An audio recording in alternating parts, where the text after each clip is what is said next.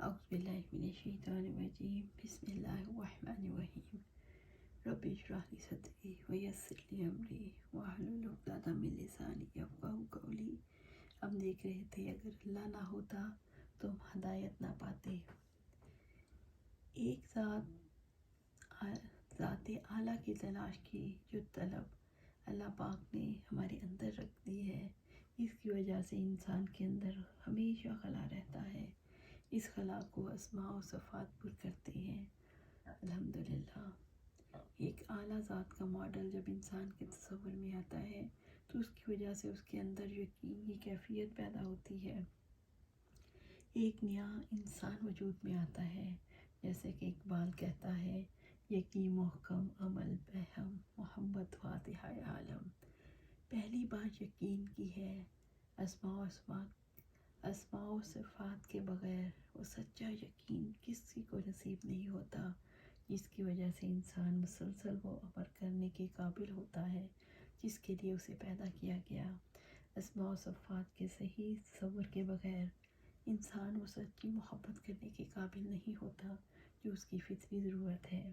وہ سچی محبت ایسی ہے جس کے بعد انسان کمال تک پہنچنے کے لیے کوشش کر سکتا ہے، کیونکہ وہ محبت جو اپنے خالق سے ہوتی ہے، اس محبت کی وجہ سے انسان کے اندر گداز پیدا ہوتا ہے، گنجائش پیدا ہوتی ہے، انسان اپنی ذات کی دلدل سے باہر آتا ہے۔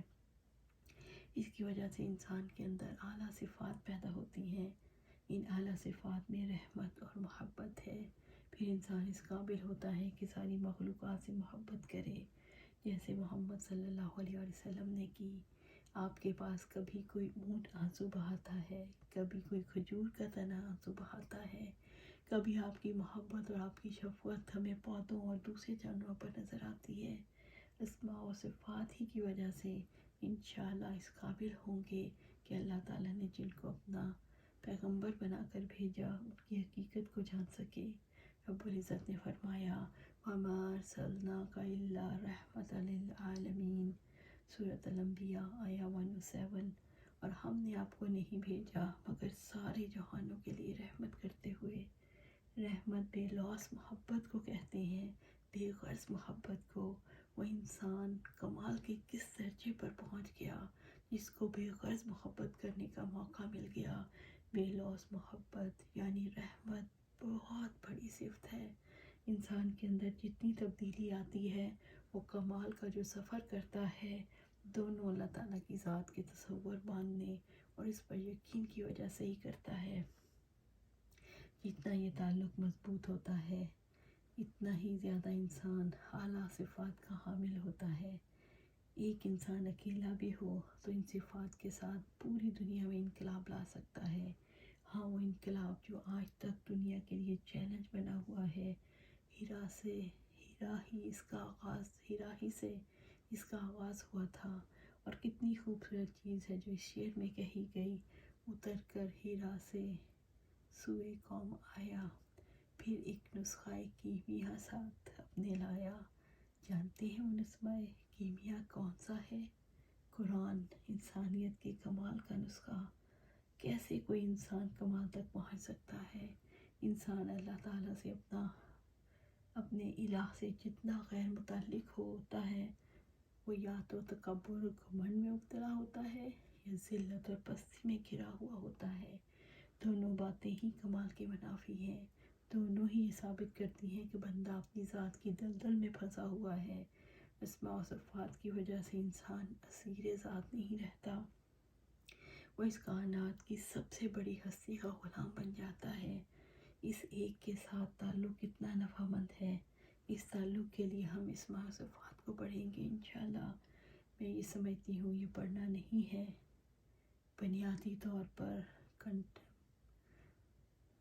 غور و فکر ہے۔ اس وقت میں آپ کو الفاظ کا علم نہیں دے رہی۔ اس سفر میں اگرچہ الفاظ استعمال ہو رہے ہیں، لیکن آپ ہم سفر ہیں۔ ان الفاظ کے ساتھ ساتھ آپ کی روح، آپ کی عقل، آپ کا قلب پوری طرح سے ساتھ ساتھ رواں دواں ہے۔ الحمدللہ۔ بس یہ ذہن میں رکھیے گا، اسماء و صفات کے سفر میں ہم سفر ہیں، اکٹھے یہ سفر کر رہے ہیں۔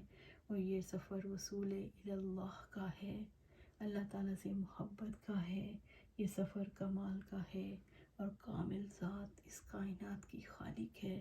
الحمدللہ کمال والے سے تعلق اپنی زندگی کے نقائص کو دور کرنے میں مدد کرے گا انشاءاللہ۔ انسانیت کی منزل بھی تو وہی ذات ہے، ہم اسی کی تخلیق ہیں، وہ خالق ہے اور ہم مخلوق، وہ مالک ہے اور ہم مملوک، وہ رازق ہے اور ہم مرزوق، وہ ہادی ہے اور ہم اس کی ہدایت کے متلاشی۔ ضرورت مند ہے، اللہ تعالیٰ سے دعا ہے ہمیں ہمارے نقائص اور خرابیوں کے باوجود، ہماری ذات میں جہاں جہاں بھی کوتاہیاں ہیں اس کے باوجود ہمیں اپنی محبت عطا کر دے، ہمیں اس سفر کو جاری رکھنے کی توفیق عطا کر دے، تاکہ ہم اس تلاش کا نتیجہ حاصل کر سکیں اور اس ذات سے تعلق بنانے میں کامیاب ہو سکیں۔ اس سفر میں کچھ لوگ بہت آگے نکل جائیں گے، کچھ درمیان میں ہوں گے اور کچھ پیچھے رہ جائیں گے۔ یہ سفر اکیلے نہیں ہوگا، اس سفر میں وہ رب ہم سے ہی چاہتا ہے، وَاعْتَصِمُوا بِحَبْلِ اللَّهِ جَمِيعًا وَلَا تَفَرَّقُوا، سورۃ آل عمران آیہ 103۔ اور سب مل کر اللہ کی رسی کو مضبوطی سے تھام لو اور جدا جدا نہ ہو جاؤ۔ تو ہاتھوں میں ہاتھ ڈال کر چلیں، سب کو ساتھ لے کر چلیں۔ ہاں یہ تعلق ایسا ہے جس میں سب ایک ہوں گے تبھی کامیاب ہوں گے، کیونکہ اللہ تعالیٰ کا ہاتھ جماعت پر ہے۔ نبی صلی اللہ علیہ وسلم نے فرمایا اللہ تعالیٰ کا ہاتھ جماعت پر ہے۔ نماز کی بھی جماعت ہوتی ہے اور صفیں کامل رکھنے کا حکم بھی اسی لیے ہے کہ شیطان رخنہ نہ ڈالے، شیطان کو بیچ میں نہیں آنے دینا، اپنے رب سے مدد مانگنی ہے، جو پھسلنے لگے گرنے لگے اسے بچانا ہے انشاءاللہ، ایک ہو کر آگے بڑھنا ہے انشاءاللہ۔ اسماء و صفات کے حوالے سے ہمیں یہ بھی دیکھنا ہے کہ اسماء و صفات کیوں پڑھیں، بار بار اس کو دہرانا ضروری ہوگا تاکہ پورے طریقے سے یقین کی منزل تک پہنچ سکیں، کیونکہ انسان جب کسی چیز کی ضرورت کو محسوس نہیں کرتا تو اس کے لیے وہ کوشش بھی نہیں کرتا۔ ہاں اسماء و صفات اس قابل ضرور بنا دیتے ہیں کہ حقیقی معنوں میں اللہ تعالیٰ کا تصور اپنے ذہن میں باندھ سکیں، تو یہ کنسیپچول ماڈل یقین تک پہنچا دیتا ہے۔ تاریخ گواہ ہے اللہ تعالیٰ کا تصور باندھنے سے لوگ ہر دور میں اللہ تعالیٰ کے ساتھ تعلق جوڑنے میں کامیاب ہوئے اور حقیقی طور پر اپنے رب سے جڑے ہیں۔